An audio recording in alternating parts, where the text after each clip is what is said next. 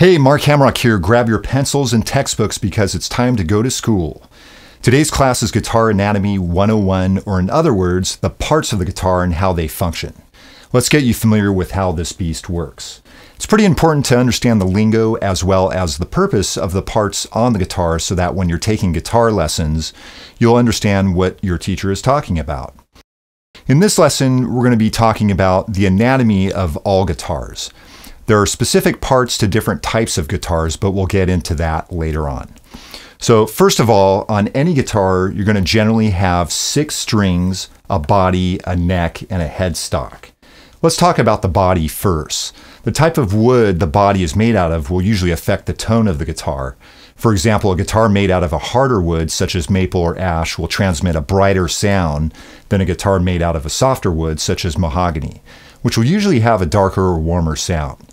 A lot of guitars will have what's called a pick guard mounted on the body to protect the finish from getting worn down from strumming with a pick. All guitars will have what's called a bridge attached to its body, which houses a main saddle or individual saddles to hold and support the base of the strings. The neck of the guitar will be attached to the body in a few different ways. This guitar has a bolt-on neck, which means that the neck is screwed onto the body. The advantage to a bolt-on neck is that you can change them out very easily by unscrewing one and screwing on another one back on. Some other guitars will have necks that are glued onto the body. They also make neck-through guitars where the neck and the centerpiece of the body are one single piece of wood. Different guitars will have different size necks. A thinner neck will be easier to play for someone with smaller hands, while a thicker neck is believed to have a better tone. The top part of the neck below the strings is called the fingerboard or fretboard. On some guitars, the fingerboard uses the same wood as the neck, like on this one, while other necks will have a thin plank made of a different piece of wood from the fingerboard. The little metal bars running across the fingerboard are called the frets. The frets are used for playing different notes on the guitar, as we'll get into later.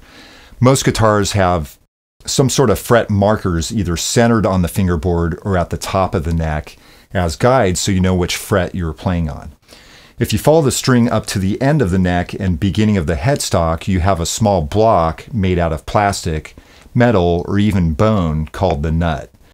At the end of the string on the headstock are tuning pegs, which are used to loosen or tighten the tension of the strings to change the pitch and tune the guitar.